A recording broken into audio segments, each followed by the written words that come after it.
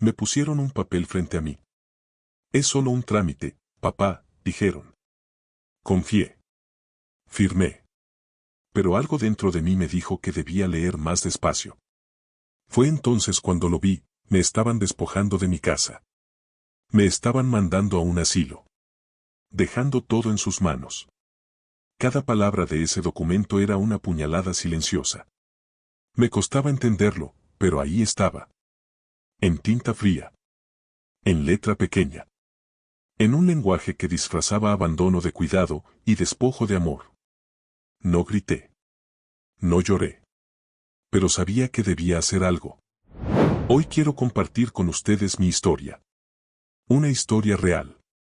Una historia que casi termina en silencio, como tantas otras. Pero que, por una decisión, por un instante de lucidez, cambió por completo. Estuve a punto de caer en una trampa. Una trampa que se presentó como preocupación. Como ayuda. Como afecto. Pero que en realidad escondía algo mucho más oscuro. Algo que muchas personas mayores, como yo, han sentido sin poder nombrar, el miedo de ser apartados, de ser organizados como un mueble viejo. Recuerdo ese día con una claridad que me sorprende. Era una tarde tibia. La luz del sol atravesaba las cortinas de la sala, tiñendo de oro los objetos que aún conservaban la esencia de mi esposa. Todo estaba en silencio, excepto por el leve crujir del reloj de pared. Mis hijos, Laura y Tomás, llegaron con una sonrisa. Una de esas sonrisas que ya no me convencían, aunque yo no dijera nada. Traían una carpeta entre las manos. Una carpeta sencilla, de cartón, pero que parecía pesar toneladas. Laura la colocó con delicadeza sobre la mesa de madera, la misma donde alguna vez comimos en familia, donde soplaron velas y derramamos lágrimas. Solo necesitamos tu firma, papá. Es para facilitar unos trámites con la casa, nada más. La palabra facilitar se me quedó clavada. Desde cuando todo lo que me rodeaba necesitaba ser facilitado. Desde cuando mi casa, mi refugio, mi historia, se había vuelto un problema que debía resolverse. Tomás no dijo mucho. Asintió. Bajó la mirada. Parecía nervioso, como si la culpa ya le pesara pero no supiera cómo sacudírsela de encima. Pensé en preguntar. Pensé en tomar la carpeta, abrirla y leer hoja por hoja. Pero no lo hice. ¿Por qué? Porque confiaba. Porque eran mis hijos. Porque aún creía que todo lo que hacían era por mi bien. Porque, en el fondo, también me dolía pensar mal de ellos. Y porque la soledad, esa que no se ve pero que te habita, a veces te vuelve ciego. Firmé. Con la misma mano que los había cunado, que había trabajado toda la vida para darles un hogar, escribí mi nombre al final de la página. Con trazo tembloroso. Con la tinta de una confianza que ya no era firme, pero que seguía ahí por inercia. Ellos respiraron aliviados. Se sonrieron entre sí. Me agradecieron con un beso en la frente y se marcharon pronto, diciendo que tenían asuntos que atender. Y yo me quedé solo. Otra vez. La casa volvió a llenarse de silencio. Ese silencio espeso que solo conocen los que han vivido demasiadas despedidas. Miré la carpeta sobre la mesa. Aún estaba ahí. Me acerqué con paso lento. Sentí una punzada leve en la espalda, pero no le hice caso. Tomé los papeles. Me senté. Y empecé a leer. Al principio, todo parecía inocente. Párrafos legales, tecnicismos, palabras que no decían nada.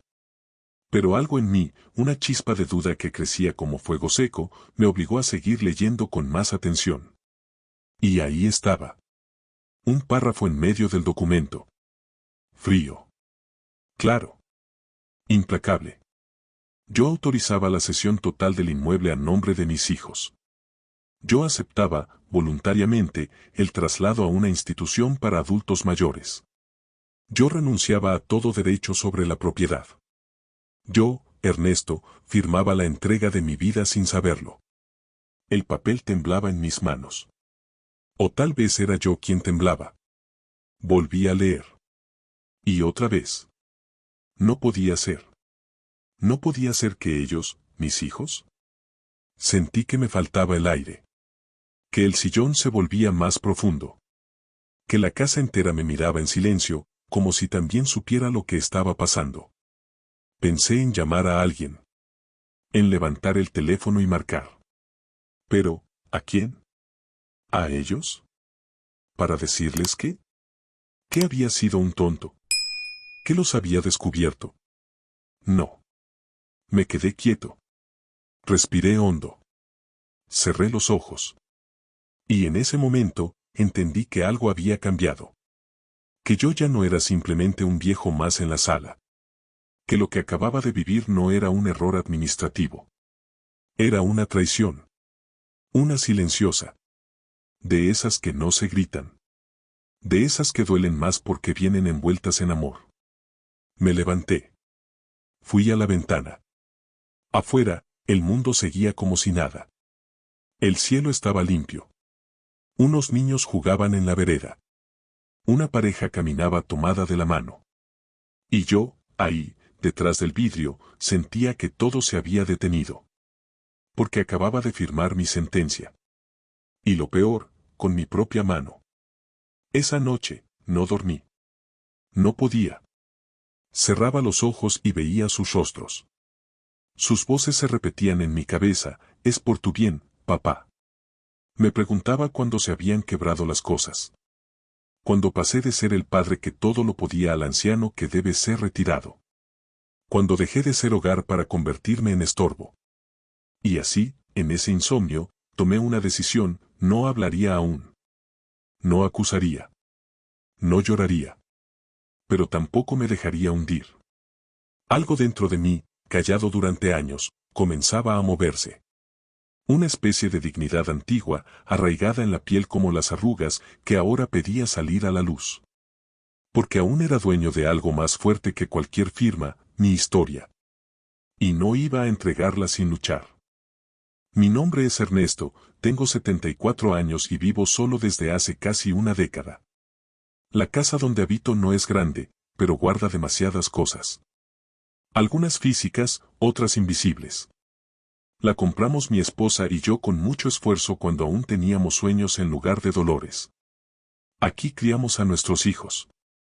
Aquí celebramos cumpleaños, lloramos pérdidas y tomamos decisiones difíciles. Aquí se vivió. Desde que ella partió, cada habitación se convirtió en eco. El comedor sigue teniendo 6 sillas, aunque solo se ocupe una. La vajilla sigue intacta, como si esperara invitados que nunca llegan. La sala conserva el aroma tenue de su perfume, aunque hayan pasado tantos inviernos desde la última vez que la abracé. Mi rutina es simple. Me levanto temprano, como siempre lo hice. El cuerpo se ha vuelto más lento, más terco, pero me sigue llevando hasta la cocina, donde preparo café con movimientos casi automáticos. Luego me siento junto a la ventana a ver pasar el mundo. No hay muchas personas por esta calle. De vez en cuando, un perro sin rumbo, un vecino que saluda con la cabeza. A veces me visita Camila, mi nieta menor. Tiene 12 años, ojos grandes y silenciosos. Es la única que no me ve como un problema.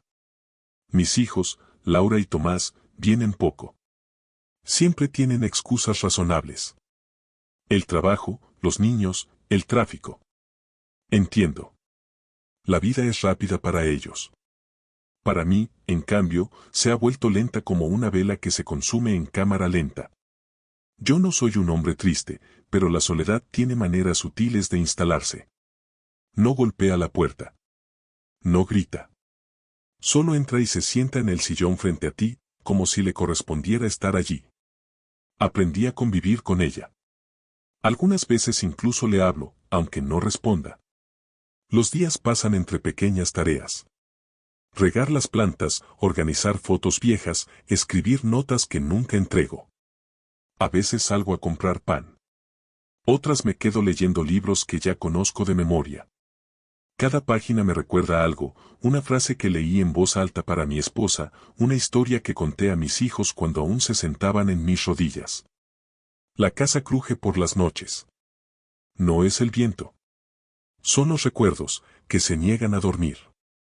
Me levanto al baño varias veces, y cada vez paso por el cuarto de mi esposa. No lo he cambiado.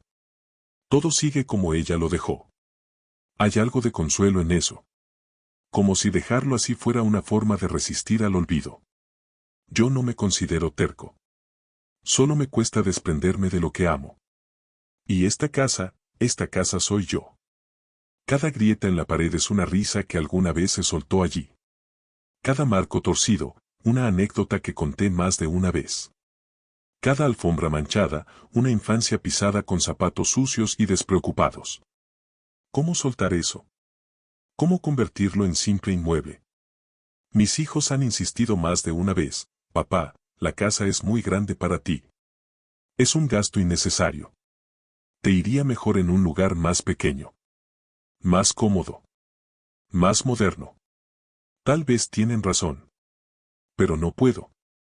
No quiero. Porque no se trata del espacio, sino del alma que lo habita. A veces pienso que lo entienden, pero no quieren aceptarlo. Otras, creo que ni siquiera lo intentan. Se han vuelto prácticos. Como si todo pudiera resolverse con una firma, con una mudanza, con una llamada a un asilo con jardín. Pero yo no quiero jardín compartido. Quiero mi patio con el limonero torcido, que plantamos el mismo año en que nació Laura. Quiero mis paredes con humedad, donde pegamos los dibujos de Tomás cuando entró a primer grado. Quiero el sofá que cruje, donde me dormí tantas veces abrazado a mi esposa viendo la televisión sin volumen. No me malinterpreten. Amo a mis hijos. Los crié con lo mejor que tenía. Trabajé para darles educación, salud, valores. No siempre fui perfecto, pero nunca les faltó un plato caliente ni una palabra firme. Los vi crecer, enamorarse, formar sus familias. Y me sentí orgulloso cada vez que alguien me dijo, qué buenos hijos tienes, Ernesto. Pero ahora, cada vez que los veo, siento que hay algo distinto en sus miradas. Como si ya no me vieran del todo. Como si comenzaran a hablarme con ese tono que uno usa con los ancianos, suave, condescendiente, peligroso. Ese tono que esconde decisiones ya tomadas. Esa tarde, antes de que trajeran el documento, me había preparado café como siempre. Había sacado unas galletas que aún conservaban sabor. Me senté a esperar su visita. Me alegré al verlos llegar juntos.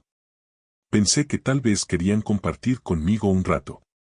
Pero cuando vi la carpeta, supe que venían con otra intención. No fue una sorpresa completa. Solo una confirmación dolorosa. La conversación fue breve. Disfrazada de cortesía. Queremos ayudarte, dijeron. Esto es por tu bienestar. No tienes que preocuparte por nada. Y luego vino la frase clave, solo firma aquí, papá. Es lo mejor para todos. La firmeza en sus voces contrastaba con la tibieza de sus abrazos. Ya no había espacio para debate. Solo para una firma. Y yo, Ernesto, padre de dos, viudo, 74 años, firmé. Firmé porque aún me costaba creer que quienes me debían respeto ahora me veían como una carga. Firmé porque no quería discutir. Porque estaba cansado. Porque la tristeza también debilita. Pero mientras lo hacía, algo en mi interior se rompió. Algo pequeño, pero profundo. Como una telaraña que se deshace al primer viento fuerte. Y así comenzó todo. Los días siguientes a la firma fueron distintos. No podría decir que cambiaron de forma visible, pero había algo en el aire. Algo tenso, suspendido. Como cuando uno sabe que olvidó cerrar la llave del gas, pero no puede comprobarlo. Esa inquietud callada que no se disuelve. Laura no volvió a llamar. Tomás me escribió un mensaje de texto, corto, seco, para decirme que más adelante hablaríamos. Yo no los busqué. Me quedé en casa, tratando de seguir con mi rutina. Pero nada era igual. Ahora, cada vez que pasaba por la mesa del comedor, donde firmé el documento, sentía un peso en el pecho. Como si ese acto tan simple hubiese dejado una grieta invisible en las paredes. Intenté no pensar en ello, pero todo me lo recordaba. La taza de café, el sonido de las bisagras al abrir la puerta del armario, el eco de mis pasos en el pasillo. La casa no había cambiado, pero yo sí. Ya no la habitaba con la misma confianza. Sentía que en cualquier momento podría venir alguien a decirme, se acabó, Ernesto. Esto ya no te pertenece. Un jueves por la mañana, escuché un timbre inesperado. Era el cartero. Me entregó un sobre blanco, sin remitente visible. Lo abrí con manos inquietas. Era una copia oficial del documento que había firmado. Un contrato completo, con firmas, sellos y términos legales. Lo leí de nuevo, ahora con atención. Y cuanto más leía, más entendía. No era un simple trámite. No era una autorización parcial. Era una cesión completa. Mi casa, mi lugar, pasaba a estar en manos de mis hijos. Ellos podían hacer con ella lo que quisieran. Venderla. Alquilarla. Demolerla. Y lo más cruel, el documento dejaba constancia de que yo aceptaba voluntariamente ser trasladado a una residencia geriátrica, elegida por ellos, en la fecha que consideraran apropiada para mi bienestar. Sentí náuseas. Me senté en el sillón, ese que fue testigo de tantas conversaciones con mi esposa, y cerré los ojos. El silencio era insoportable. Las paredes parecían mirarme con lástima. Como si supieran que yo ya no era el dueño de nada. Quise pensar que había algún error. Que Laura y Tomás no lo habían leído bien. Que no sabían lo que estaban haciendo. Pero algo en mí sabía que no era así. Que todo había sido planeado. Que me habían hablado con ternura para no despertar sospechas. Que el apuro por la firma no fue casualidad. Recordé la expresión de Laura cuando me entregó el papel. Esa sonrisa falsa. Ese tono forzado. Recordé el silencio de Tomás, su mirada al suelo, su mano que no dejaba de tocarse la muñeca como si escondiera un nerviosismo culpable. Todo tenía sentido ahora. Yo solo había querido no verlo. Las noches se hicieron más largas. Dormía poco. Comía menos. Caminaba por la casa como si fuera un visitante. Cada habitación parecía más lejana. Ya no me sentía protegido entre esas paredes. Me sentía amenazado. Vulnerable. La única que notó algo fue Camila. Mi nieta. Un sábado vino a verme. Me abrazó más fuerte de lo normal. Se sentó a mi lado, en silencio.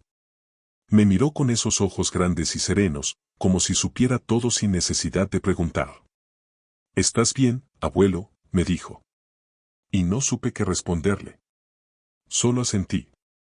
Ella no insistió. Me tomó la mano y se quedó allí conmigo. Fue el único momento de paz en muchos días.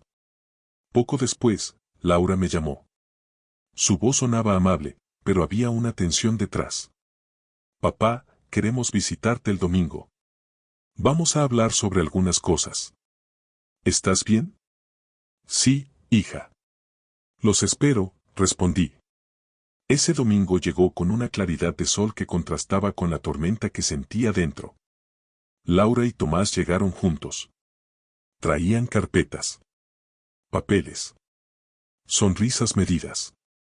Me abrazaron sin emoción. Nos sentamos en la sala.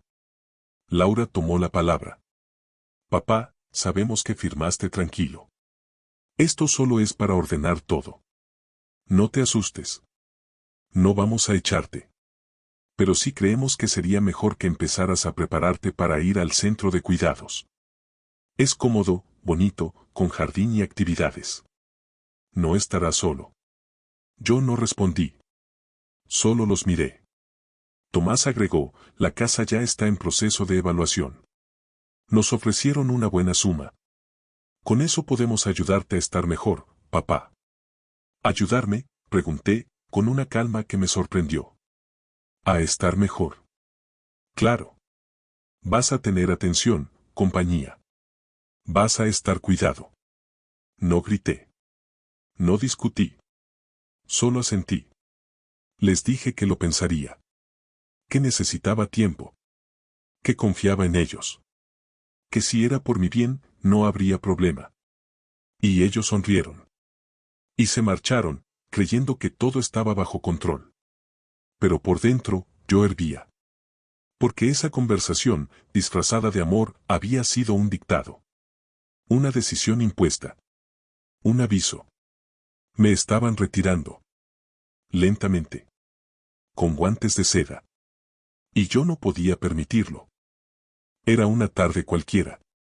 De esas en que el silencio parece más profundo de lo normal. Había preparado un poco de té y me senté en el viejo sillón junto a la ventana, donde la luz del sol apenas se atrevía a entrar. Observaba los árboles moverse con el viento y pensé en lo mucho que extrañaba las conversaciones de antes. Las risas que ya no llenaban la casa. Ese día no esperaba visitas. Mis hijos no habían llamado. Todo parecía seguir su curso habitual, hasta que el teléfono fijo, ese que apenas suena, rompió la quietud con su timbre agudo.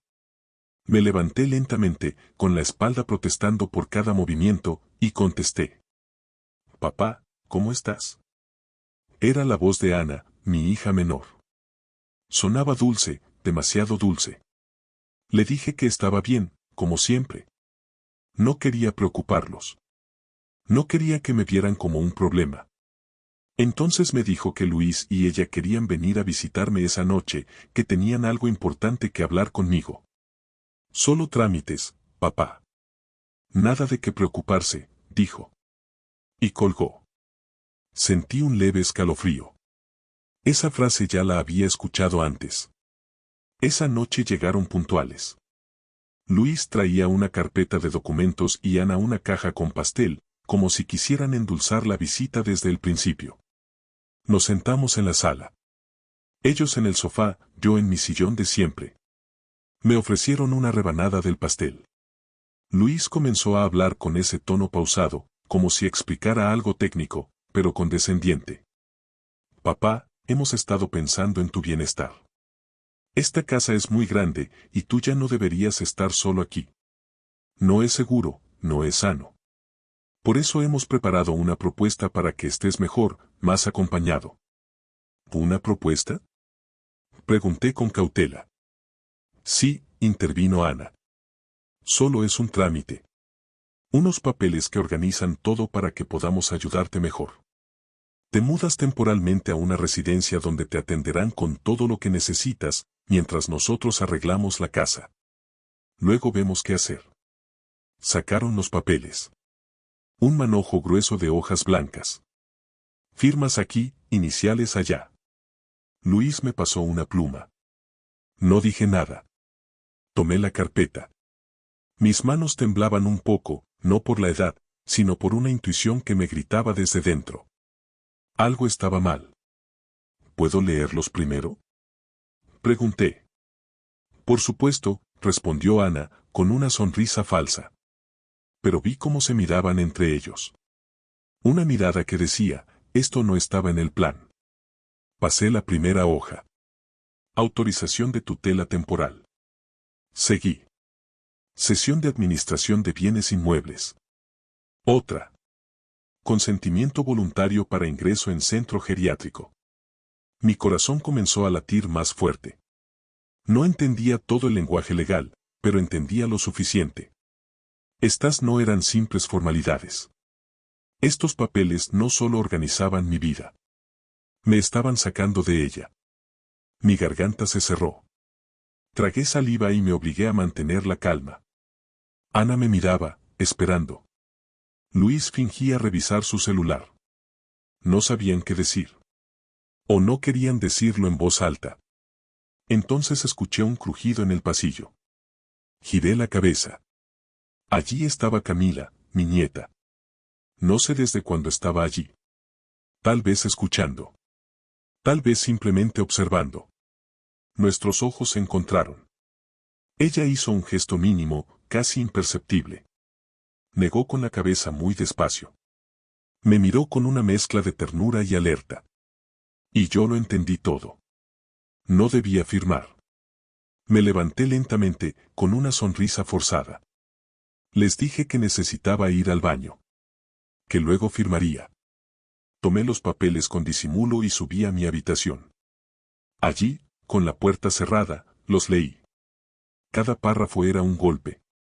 Cada firma que pedían, una renuncia. Me estaban quitando todo. Mi casa. Mi autonomía. Mi libertad. Me estaban enviando a un lugar del que quizá no regresaría nunca. Todo con palabras amables y firmes por tu bien, papá. Y aunque mi cuerpo dolía, aunque la espalda me recordaba que ya no era joven, mi mente estaba más lúcida que nunca. No firmaría eso. No me dejaría desaparecer así. Fue entonces que ideé un plan. En silencio. Sin confrontar. Sin gritar. Como ellos esperaban que yo actuara. Pero esta vez, iba a sorprenderlos. Mi corazón latía como si quisiera salirse de mi pecho. Afuera, mis hijos charlaban entre ellos, convencidos de que todo seguiría su curso. Yo, en cambio, sostenía los papeles con manos temblorosas, intentando leer a través del sudor que empezaba a nublar mi vista. La tinta parecía burlarse de mí, cada línea un laberinto de términos jurídicos que no comprendía del todo, pero que intuía como una amenaza. Por el bienestar del firmante, en caso de incapacidad, renuncia voluntaria, residencia asistida. La palabra voluntaria me golpeó como un martillo. Era todo menos eso. No había sido una decisión mía, ni siquiera una conversación. Era un empujón disfrazado de ayuda. Me estaban quitando mi voz bajo el disfraz de la preocupación. Respiré hondo. A mi edad, uno aprende que la reacción impulsiva rara vez gana batallas. Así que no grité. No rompí los papeles. No confronté a mis hijos. Habría sido fácil, quizá hasta catártico, pero no era lo que necesitaba. Lo que necesitaba era tiempo. Estrategia. Silencio. Tomé una pluma y, con el corazón en la garganta, hice algo que no había hecho desde que firmé el acta de defunción de mi esposa, escribí con intención. Agregué una página al final del contrato. Una cláusula. Disfrazada de apéndice legal. Palabras sencillas, pero lo suficientemente técnicas para que pasaran desapercibidas. Un viejo conocido, que trabajaba como asesor legal del hospital, me había enseñado hace años que lo más importante de un documento es aquello que nadie lee. El firmante se reserva el derecho de revocar cualquier decisión tomada bajo presión emocional o física, pudiendo en cualquier momento anular la cesión de bienes y decidir sobre su futuro residencial. Sabía que no era invulnerable, pero bastaba para frenar la maquinaria por un tiempo. Bastaba para no ser arrastrado sin voz ni voto. Doblando con cuidado los papeles, los deslicé de nuevo dentro del sobre manila. Mis manos seguían temblando, pero ahora era un temblor diferente. Era el temblor de quien se niega a desaparecer sin dejar huella. Guardé el sobre en el bolsillo interior de mi saco, junto a la foto descolorida de mi esposa. Me levanté con esfuerzo y caminé hacia el salón donde mis hijos me esperaban con caras que oscilaban entre la preocupación y la impaciencia. Listo, hijos, dije, esbozando una sonrisa que me costó reunir. Perdón por la demora. A veces uno tarda un poco más en comprender las cosas. Luis me miró de reojo, como si sospechara algo. Ana, en cambio, se acercó y me tomó del brazo como solía hacer cuando era niña. Me guió hacia la mesa y colocó los documentos sobre la superficie. ¿Firmaste ya, papá? Preguntó. Asentí lentamente. Sí. Todo está en orden. Me senté, abrí el sobre con calma y deslicé los documentos fuera. Con un ademán contenido, le pasé el contrato a Luis, que comenzó a revisarlo sin demasiado interés, confiando en que ya todo estaba hecho. Yo solo lo observaba. El nudo en mi garganta seguía allí, pero ahora no era de miedo. Era de dignidad. Luis hojeó las páginas. Pasó una, luego otra, sin detenerse. Cuando llegó a la última, frunció apenas el ceño, pero no dijo nada. No había visto la trampa. O no entendía lo que significaba. Ana, desde el otro lado de la mesa, solo sonreía. Gracias por confiar en nosotros, papá, dijo. Le devolví la sonrisa. No era confianza. Era estrategia. Una declaración silenciosa.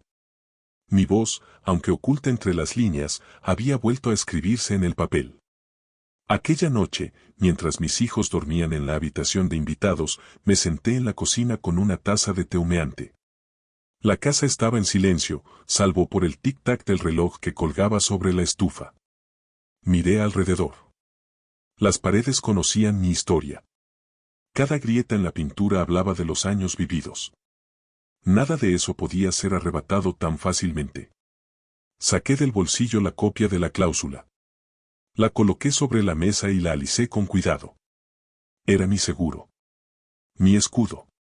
No podía evitar pensar que, en el fondo, mis hijos creían estar haciendo lo correcto. Creían que me protegían. Pero su protección venía con condiciones. Con silencio. Con olvido. Y eso no podía aceptarlo. No esta vez. Aquella noche dormí con la puerta cerrada con llave. No por miedo a ellos, sino por respeto a mí mismo. Era mi frontera. Mi territorio. Y, por primera vez en mucho tiempo, me sentí vivo. En silencio, sin necesidad de levantar la voz, había dado el primer paso para recuperar algo que creía perdido, el derecho a decidir. Esa fue mi acción. No un grito. No una pelea. Fue una firma distinta. Una que decía, aún estoy aquí. Pasaron unos días desde aquella noche en el hospital. Volví a casa. Luis y Diana vinieron a buscarme, como si nada hubiera pasado. No hicieron preguntas. No mencionaron los papeles. Ni una palabra. Solo una cordialidad fría, esa que se pone como un abrigo cuando uno quiere cubrir algo que huele a culpa. Durante el trayecto en el auto, solo se oía la radio bajita. Nadie dijo nada más allá de frases huecas. ¿Dormiste bien, papá? ¿Te dieron todos los medicamentos? Yo asentía, como quien sigue una rutina mecánica. Pero por dentro, sabía que lo peor aún no había pasado. Solo se había disfrazado. Esa misma tarde, ya de vuelta en mi casa, Luis me pidió hablar a solas. Se sentó frente a mí, en el sillón de la sala. Ese que mi esposa solía llamar el lugar de las verdades. Su cuerpo estaba algo inclinado hacia adelante. Sus dedos se entrelazaban nerviosos. Pero su rostro, como siempre, era una máscara de serenidad. Esa que tanto había aprendido a usar. Papá, empezó, ya estás mayor. Su voz era suave. Casi dulce. Pero no era ternura. Era cálculo. Creemos que lo mejor es que vayas unos días al centro geriátrico que te mencionamos. Es temporal. Mientras arreglamos la casa. Ahí estaba. El asilo. El pretexto. El disfraz de la expulsión. Solo por un tiempo. Queremos hacer algunas refacciones. Nada más. Te avisaremos cuando puedas volver. Es por tu comodidad. Yo lo miré en silencio. Por fuera, tranquilo. Por dentro, un nudo en el pecho. No por sorpresa. Ya no. Sino por la tristeza de confirmarlo. Era cierto. Me querían fuera. Querían la casa. Querían decidir por mí, y yo solo era un obstáculo en su plan. No pienso irme de mi casa, Luis. Nunca. No lo grité. No golpeé la mesa. Solo lo dije. Como quien lanza una piedra al agua y ve las ondas expandirse. El rostro de mi hijo se transformó. Su amabilidad se deshizo. Como si se quitara una máscara que ya le molestaba. Sus cejas bajaron. Su mandíbula se tensó. Bueno, papá, técnicamente ya no tienes que decidir eso. Guardó silencio unos segundos. Como si pesara las palabras que iba a lanzar. En el hospital firmaste el traspaso. Y también firmaste la autorización para mudarte temporalmente al centro. Ahí estaba. Su verdad. La frase que venía conteniéndose durante días. Así que por favor, no compliques más las cosas. Esto ya está hecho. Concluyó. Yo respiré hondo. No me moví. No cambié el tono de mi voz. Sí, hijo. Firmé. Luis se recostó hacia atrás, con alivio. Casi sonrió. Pero también leí. Y cambié el contrato. Añadí una cláusula. Esa palabra, cláusula, le cayó como un martillo en la cabeza. Luis frunció el ceño. ¿De qué estás hablando? Si quieres, puedes leerlo. Hay una copia digital. Búscala. Luis sacó su celular. Sus dedos volaban sobre la pantalla. Abrió el archivo. Sus ojos se movían rápido. Al principio, su rostro era neutro. Luego, su expresión cambió. Frunció el ceño. Arrugó la frente. Volvió a leer una línea. Y otra vez. Y otra. ¿Qué es esto? Eso, hijo, es mi forma de decirte que a mis 73 años, todavía sé leer. Luis cerró los ojos con fuerza. Como si quisiera deshacerse de la realidad a base de oscuridad. Cuando los abrió, estaban cargados de rabia contenida. Papá, esto lo complica todo. ¿Por qué hiciste esto? No respondí. Me levanté lentamente. Caminé hacia la cocina, como quien se retira de una discusión que ya ha terminado. Luis se fue. No dijo adiós. No me miró. Esa noche, Ana me llamó. Su tono ya no era suave. Ya no fingía dulzura. No quedaba nada de esa hija que sonreía cuando me traía pan recién hecho de niña. Papá, ¿qué hiciste? ¿Cómo pudiste cambiar el contrato? Su voz temblaba de ira. No piensas en nosotros. Necesitamos ese dinero. Tenemos familias, hijos. Y tú solo piensas en ti. Siempre les di todo. Le respondí con calma, todo lo que pude. Y ahora me piden que me quite la casa. Mi vida. Mi historia. Ana guardó silencio unos segundos. Luego, su voz bajó. Pero no por empatía. Sino por cansancio. Papá, solo queremos ayudarte. Ayudarme no es decidir por mí. Ayudarme no es sacarme de mi casa sin decirme la verdad. Esa fue la última conversación honesta que tuve con ellos por semanas. No se habló más del tema.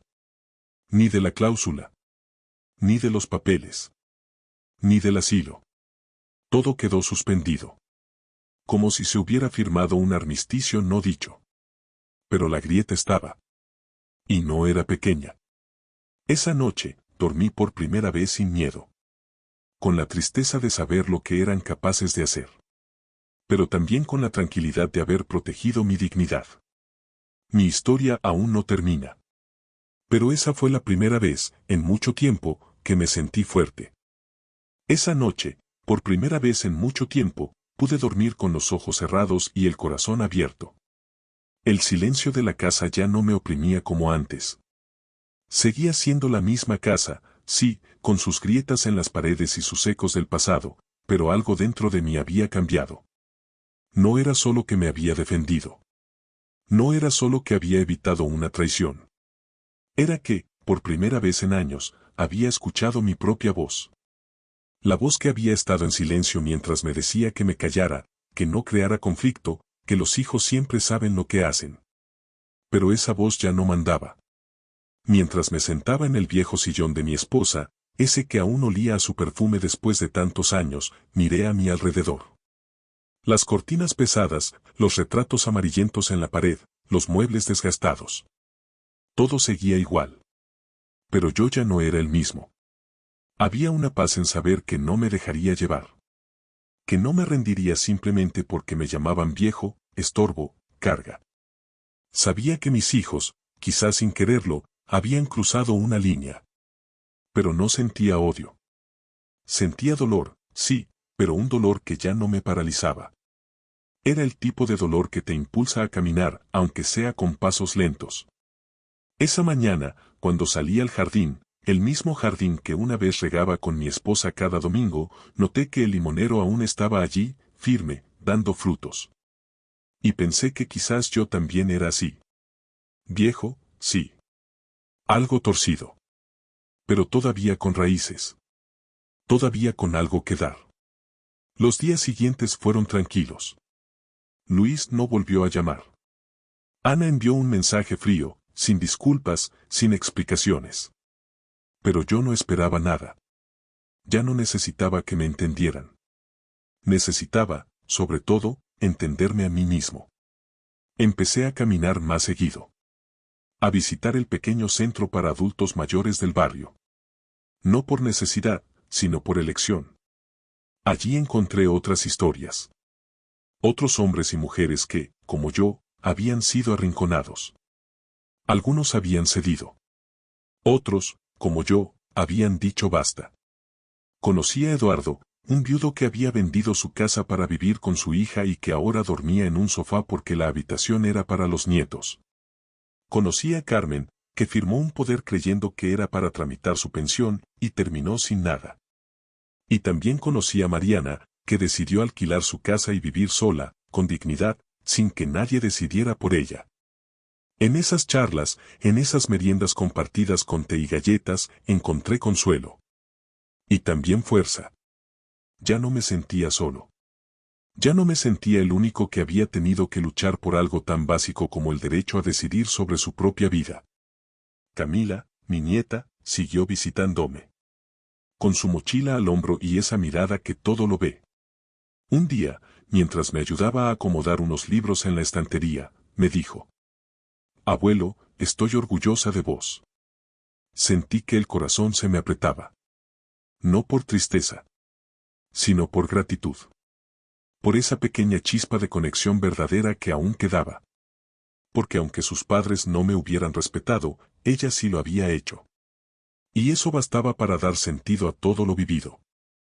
En un cuaderno viejo que encontré en el fondo del armario, empecé a escribir mi historia. No para publicarla. No para que nadie la lea. Sino para recordarme a mí mismo que estuve a punto de desaparecer, pero no lo permití. Que luché sin levantar la voz. Que sobreviví sin dejar de ser yo. Y así, mientras el sol se colaba por las rendijas de la ventana, mientras el viento jugaba con las cortinas y el aroma del café inundaba el ambiente, me dije: estoy vivo. Y sigo siendo dueño de mi destino. Durante mucho tiempo pensé que firmar ese papel era un error, una debilidad, una rendición.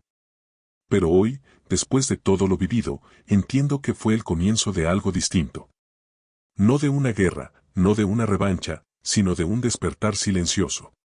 Una afirmación de que todavía estoy aquí, que mis años vividos no se borran con una firma, que la vejez no me quita la voz ni el derecho a decir esto no está bien. Mis hijos, mis propios hijos, me vieron como un estorbo. Como una carga. Como alguien que debía ser acomodado para que sus vidas pudieran fluir sin interrupciones. No culpo su cansancio, ni su falta de tiempo, ni siquiera su deseo de vivir sin la responsabilidad de un padre envejecido. Pero sí me dolió. Porque fui yo quien los sostuvo cuando eran frágiles. Quien renunció a sueños para hacer realidad los suyos. Y verlos intentar quitarme el único refugio que me quedaba, mi hogar, fue un golpe que aún me deja sin aire algunas noches. Pero no estoy aquí para llorar. Estoy aquí para dejar un mensaje. Uno claro y simple: no nos rindamos. A quienes me escuchan, a quienes alguna vez sintieron que su voz no importa por ser mayores, por no manejar tecnología, por caminar más lento o repetir historias, a ustedes les digo, su voz importa más que nunca. Nos enseñaron a callar. A ser comprensivos. A aceptar lo que venga porque ya vivimos bastante. Pero yo aprendí que nunca es tarde para decir que no. Que una firma puede marcar un destino, sí, pero también puede esconder una resistencia. Y esa resistencia es lo que me mantuvo de pie cuando todo parecía caerse.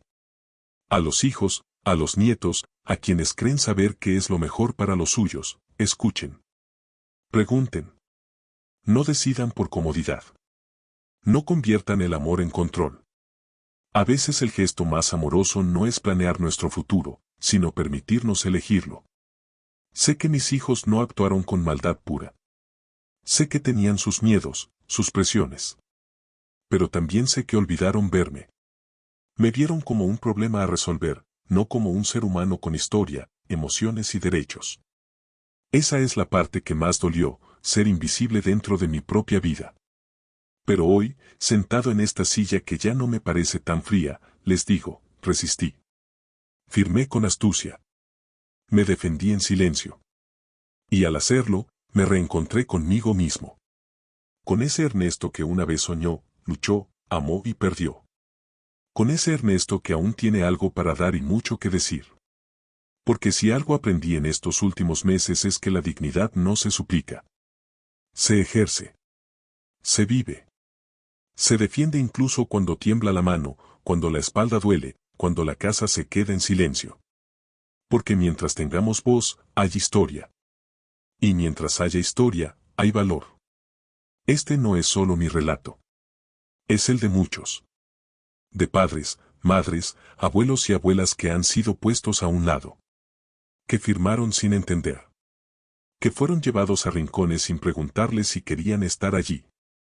A ustedes les digo, aún estamos a tiempo. Aún podemos tomar las riendas. No para pelear, sino para vivir con el respeto que merecemos.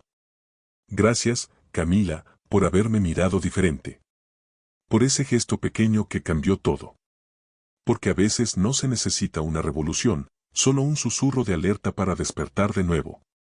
Y a ti que estás leyendo, si alguna vez te sentiste solo, olvidado, desplazado, si alguna vez pensaste que ya no importa lo que digas o pienses, recuerda esto.